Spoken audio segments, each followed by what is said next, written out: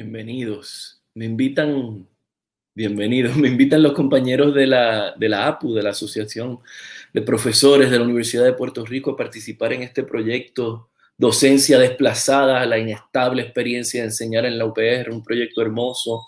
Yo soy Luis Otoniel Rosa, soy autor de un par de novelas, un libro de ensayo, y también soy profesor en Estados Unidos, como tantos profesores de mi generación en Puerto Rico, como estoy seguro que muchos de ustedes también, ¿no? que hemos sido forzados a venir a Estados Unidos en busca de una mejor situación laboral. Yo soy estudiante de la Universidad de Puerto Rico, mi solidaridad con la universidad es para siempre, ese proyecto de país que es la universidad, que está siendo miserablemente atacada por lo peor de nuestro país, que es la clase política, la Junta de Control Fiscal y hasta Wall Street, porque nos tienen miedo, porque saben que la Universidad de Puerto Rico es la única institución, ¿no?, formada donde se puede construir un país diferente. Este proyecto a mí me parece particularmente bonito, de contar historias, de utilizar el acto de contar como una manera de activismo, porque por los últimos años lo he estado viendo en muchos otros lugares.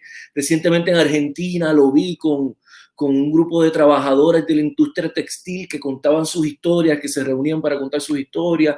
Lo vi recientemente acá también en Estados Unidos, un grupo de profesores negros, latinos y nativoamericanos que contaban las historias de racismo en la universidad. Es un proyecto hermoso porque no solamente cuando contamos, visibilizamos ese lugar de precariedad laboral, de injusticia social, de opresión sexual o racial o religiosa inclusive, ¿verdad?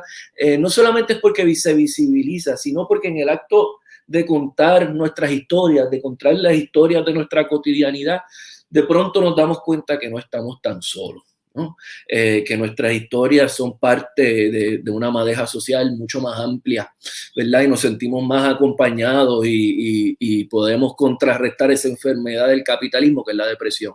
Entonces, mi taller de hoy es un taller bien breve, bien pragmático, para comenzar a contar nuestras historias. Es un taller de narración. Antes de empezar, como introducción, les voy a definir lo que para mí es la literatura. Pues miren, para mí la literatura es siempre un acto de pedir ayuda, ¿no? Todo texto literario es un pedido de ayuda, ¿no? El autor o la autora siempre tiene una verdad bien escondida dentro que quiere compartir, pero no encuentra las palabras precisas para compartir esa verdad, ¿no?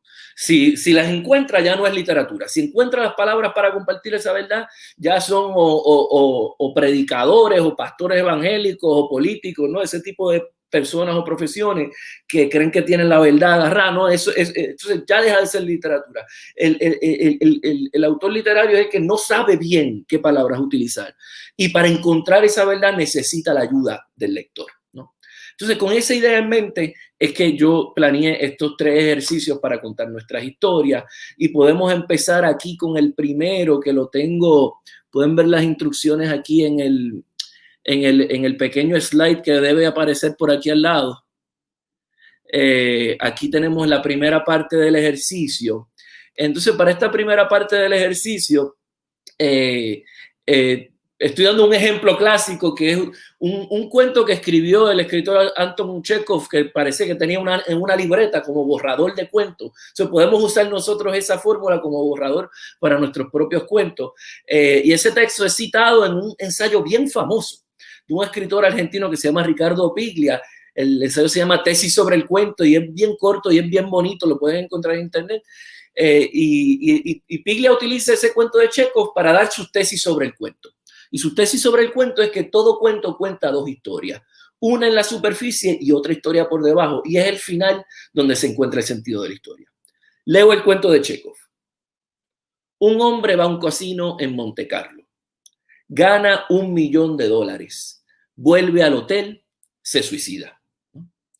Entonces vamos a utilizar eso de modelo para que usted escriba la propia historia que usted quiere contar, ya sea la historia sobre su experiencia como docente o historia que usted ha visto, ¿no? En los estudiantes o en la universidad como docente, ¿no? O ya se puede ir ya al plano de la ficción y vamos a tratar de poner esa historia que usted quiere contar en 4 oraciones, reducirla a la unidad mínima de la historia, que es este cuento. ¿Y qué es lo interesante de esta fórmula? Las primeras 3 oraciones que ven aquí no son literatura. Son simplemente información causal. Hay una progresión causal. Un hombre va al casino, gana $1 millón, vuelve al hotel. Todo eso es causal, ¿no? La literatura se encuentra cuando añadimos esa 4ª oración. Se suicida, ¿no? En donde el lector se queda preguntando, ¿pero por qué se suicidó? ¿No? Ahí es que está la verdad escondida que el lector tiene que ayudar al autor a descubrir, ¿no? Entonces, usted va a escribir esa última oración donde va a ser el inicio como de otra historia. Ese es el gancho que usted le ofrece al lector para mantenerlo juqueado ahí con lo que va a contar. ¿Por qué se suicidó esta persona? ¿No? Pero entonces el lector ya no solamente se está preguntando por qué se suicidó, también se está haciendo preguntas más complejas, ¿verdad? O más interesantes, como ¿por qué yo asumo que alguien que gana $1 millón no se suicidaría? De hecho, tenemos mucha evidencia que gente que se gana la lotería cada rato se suicida, ¿verdad? ¿Por qué hacemos una ecuación entre dinero y felicidad, ¿verdad? ¿Por qué pensamos que todos los suicidas tienen que ser gente triste? ¿Acaso no hay gente que se suicida por felicidad? No lo sé, pero el lector se está preguntando eso, o inclusive se puede hacer preguntas más metafísicas. ¿Qué es el dinero? ¿No? Pero el asunto es que el lector ya está asistiendo en ese proceso interpretativo, en la búsqueda de esa verdad. Entonces usted va a utilizar este modelo de 4 oraciones para contar su propia historia. Y yo le voy a contar a usted ahora algunos ejemplos míos utilizando este modelo de Chekhov. Un primer ejemplo. Una joven va a una protesta estudiantil en Río Piedra. La policía reprime con gas pimienta. La joven vuelve a su casa. Esa noche se entera de que está embarazada. Esa es la historia, ¿no? Las primeras 3 oraciones son una progresión lineal, ¿verdad? Y en la tercera aparece algo que no es parte de esa causalidad y que el lector inmediatamente se está preguntando ¿por qué? ¿Qué tiene que ver esa parte de la historia con esta otra parte, ¿no? Pero ahí se puede hacer entonces preguntas también bien bonitas, ¿no? ¿Qué tiene que ver ese embarazo, ¿no? De esa joven, ¿no? Con esta otra situación estudiantil, política en el país. ¿Qué tiene que ver el cuerpo de la mujer, ¿verdad? Con las situaciones de la macropolítica y de la educación, ¿verdad? Ya hay toda una serie de preguntas que nos permiten empezar a formular esas verdades colectivas. Otro ejemplo.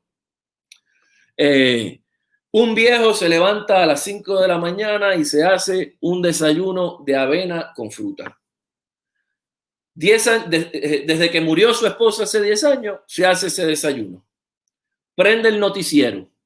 Los periodistas aseguran que las civilizaciones que acaban de encontrar en el fondo del mar Pacífico no desean la guerra contra los humanos.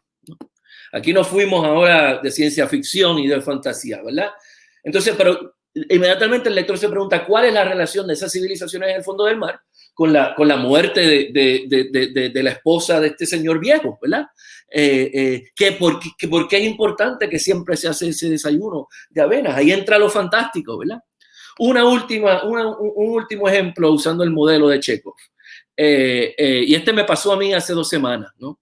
Que estábamos hablando, justo era una clase sobre la relación de las culturas indígenas, particularmente mayas, con la tierra y con el agua, ¿no? Y una estudiante hondureña me decía, no queremos que nos regalen pescado, no queremos que nos enseñen a pescar, con que no nos contaminen los ríos es suficiente, ¿no?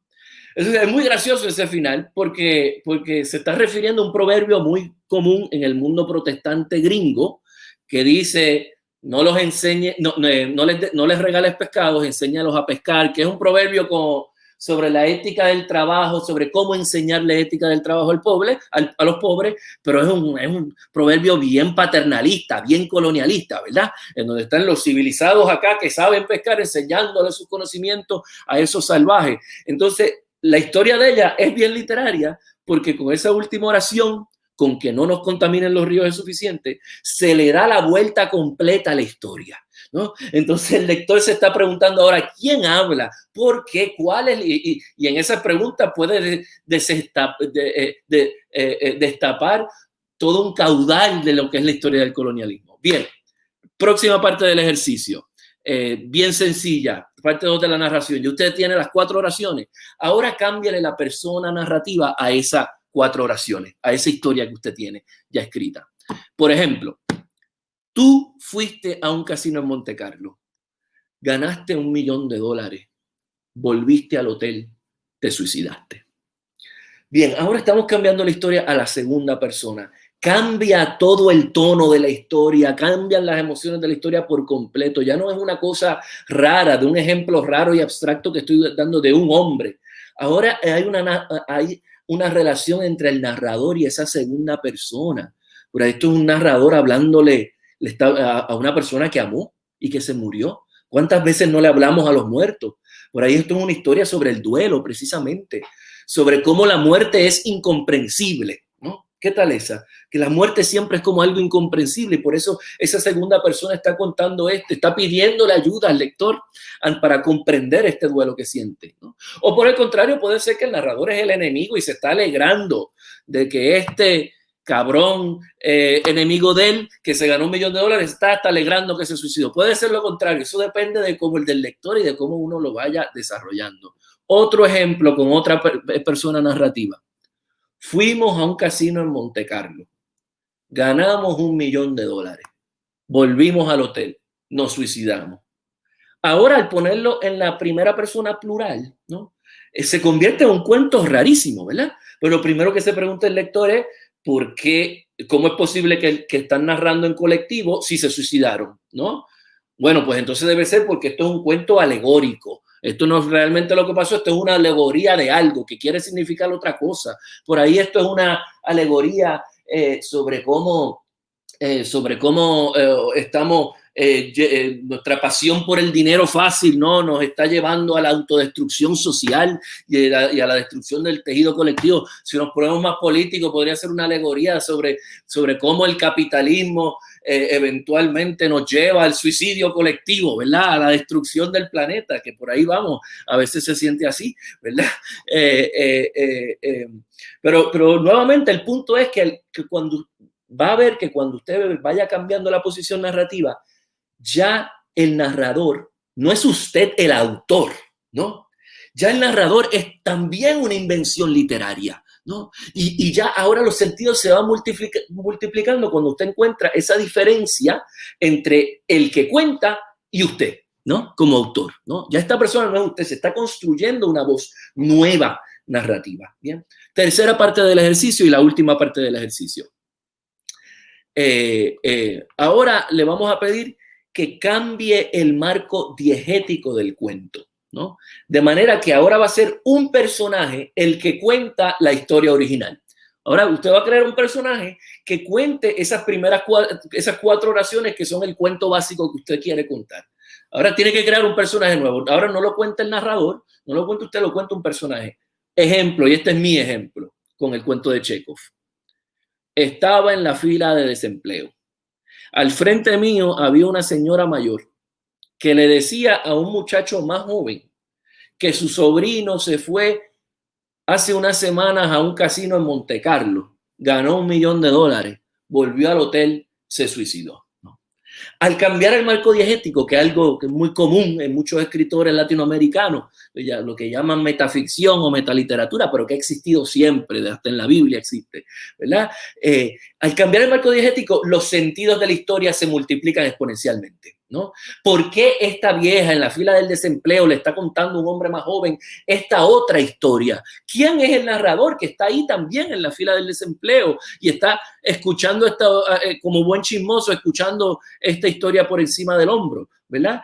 ¿Será que la señora vieja está contando esta historia como una lección moral para el muchacho más joven, ¿verdad? Porque a los viejos les gusta darnos lecciones y le está diciendo, mire, usted está desempleado, pero no se puede ganar el dinero gratis, el dinero fácil, el trabajo es importante. O por el contrario, la vieja le está diciendo eso al joven porque ese sobrino suyo no tenía herederos y ella acaba de heredar $1 millón, así que ya no necesita estar en la fila de desempleo, ¿verdad? Pero los sentidos ahora se van multiplicando multiplicando al momento de usted coger esa historia, que puede ser una historia que usted vio, que puede ser una historia que se imaginó, en donde se ve la cotidianidad de la vida del docente sin plaza en Puerto Rico, de la precariedad del país, ¿verdad? Pero puede ser una historia de ficción o puede ser una historia suya, personal, pero ahí, aunque sea una historia personal suya, que le pasó a usted, ¿no? Al cambiar el narrador, al cambiar la persona narrativa y al luego ponerlo en la voz de otra personaje, imagínense a otra persona contando su historia, ¿no? Expande los sentidos y se convierte en una historia que ya no es suya, ya se vuelve parte de ese tejido colectivo en donde estamos tratando de buscar unas verdades. Y pues ya con esto termino y podemos quitar los slides y vuelvo al principio con esa idea de que la literatura es un acto de pedir ayuda, ¿verdad? En tanto que la literatura es un acto de pedir ayuda, yo creo que también todo texto literario es una invitación a construir una utopía colectiva. Nunca la construye, ¿no? Pero invita a construirla, ¿no? Porque la literatura empieza cuando nos muestra que lo que el mundo se supone que sea no es. Eso ya está en el Quijote, ¿no? Yo veo el mundo de una manera, proyecto cómo debería ser el mundo y sin embargo el mundo no es así, ¿no? Lo que, como nos decían nuestros papás y nuestros abuelos antes, si estudias y trabajas te van a ir bien en la vida, pero es que a veces estudiamos y trabajamos y no nos va bien en la vida, ¿no? Entonces hay algo fundamentalmente mal, ¿no? Que no corresponde entre la ideología y la manera de ver el mundo y el mundo dado, el mundo como es, ¿no? Entonces ahí es que viene la literatura en busca de esas verdades que no podemos articular bien, pero que construimos colectivamente basados en la interpretación. Bueno, tengo muchas ganas de leer sus historias, me las pueden enviar al email y nos reunimos luego para una reunión sincrónica en Zoom dentro de un mes a seguir construyendo estos relatos. Bueno, muchas ganas de conocerlo.